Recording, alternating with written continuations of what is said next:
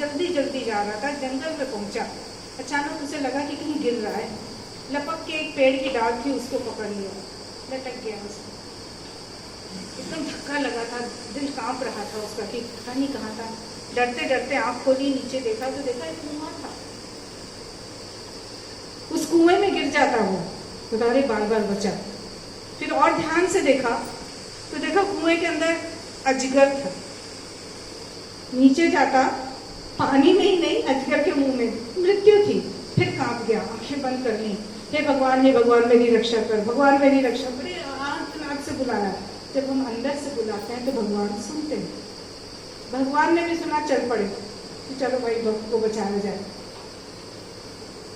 ये डर के इतना कांप रहा था, अचानक धीरे से आंख खोली तो देखा कि जिस पेड़ की डाल को पकड़ा है वो भी बहुत हल्की सी है, पतली सी। तो कहे भगवान जल्दी आ जाओ, ये पेड़ की डाल ही न टूट जाए। अभी ये करा तो उसको कहीं से कुछ पुटर पुटर की आवाज सुनाई दी। फिर आंख खोली, देखा तो वैसे ही पतली सी डाल, ऊपर से उसको 2 चूहे पुकर रहे थे।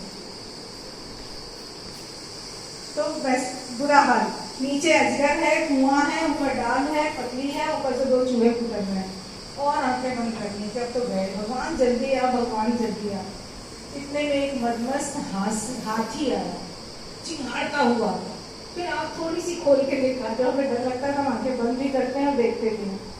हाथी आया, ठीक उसी पेड़ पे आके उस पेड़ को झंझोड़ने लगा। तो और बुरे फंसे कि कभी भी गिरेंगे, नीचे जाएंगे, नाक के मुंह में जाएंगे, ये भगवान आ जाए, भगवान आ जाए। अभी वो ये कर रहा था, अचानक उस पेड़ पर एक मधुमक्खी का छत्ता। अब हाथी ने हिलाया था तो क्या हुआ होगा, मधुमक्खियां उड़ी, लेकिन कुछ ऐसा था कि मधुमक्खियों ने इसको बख्श दिया, उड़ गई दूसरी तरफ। इसका गला सूख गया, ओठ सूख रहे, डर लग रहा है, कांप रहा है। अचानक से उसके ओठों पर कुछ टपका, सूखे ओठ, सूखी जीभ फिराई तो बड़ा मीठा मीठा सा लगा। मधु गिरा था, शहद टपका था। इतने उसमें सूखते गले को जब एक मधु उसकी मिठास मिल जाए तो क्या होगा, बड़ा अच्छा लगा। थोड़ी देर में फिर एक बूंद टपकी, उसने फिर उसको चाट लिया, फिर चाट लिया, 2-3 बार चाटा। अब उसको थोड़ा थोड़ा आनंद आने लगा। आनंद के साथ वो भूलने से लगा कि वो किस मुसीबत में है। भगवान बेचारे चल पड़े थे, उनका रास्ता, फ्लाइट पहुंच गई थी, वो वहाँ आ गए। उन्होंने कहा भाई आजा, बचा लेता हूँ तुझे। रथ लेके भगवान खड़े हैं, उसको कुछ सुनाई नहीं पड़ रहा, मजे से मधु चख रहा। भगवान ने जरा जोर से कहा भाई आजा, प्राण के खेल बता रहे होंगे।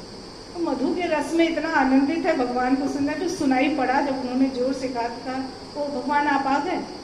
पहले हालत होती तो कैसे जाता, और अभी कह रहे हो आप आ गए। भगवान एक बार और, एक बूंद और ले लूं।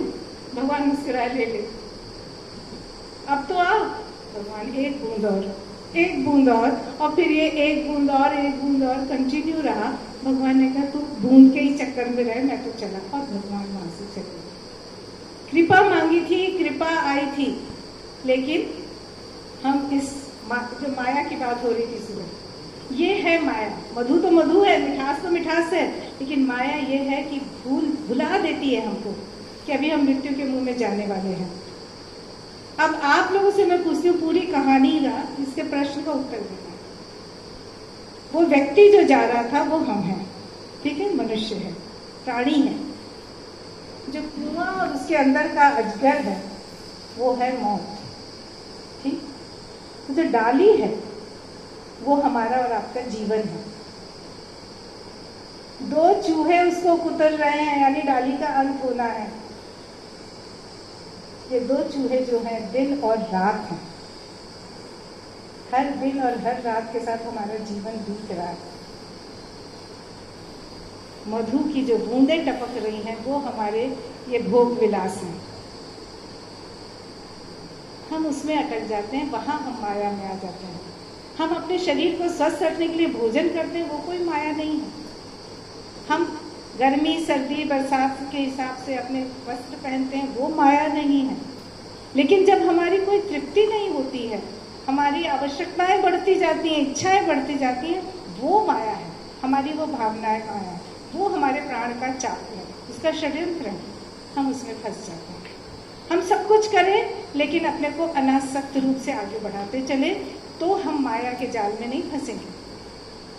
प्रकृति के साथ मिली विरोधी शक्तियों के सारे षड्यंत्र बेकार हो जाएंगे। उसके लिए हमें कृष्ण की तरह से योग भाव रखना होगा। योगी थे ना कृष्ण। कहते हैं उनकी पत्नी ने सुना कि नदी के पास दुर्वासा मुनि आए हैं। कहानी कितने लोगों को पता है?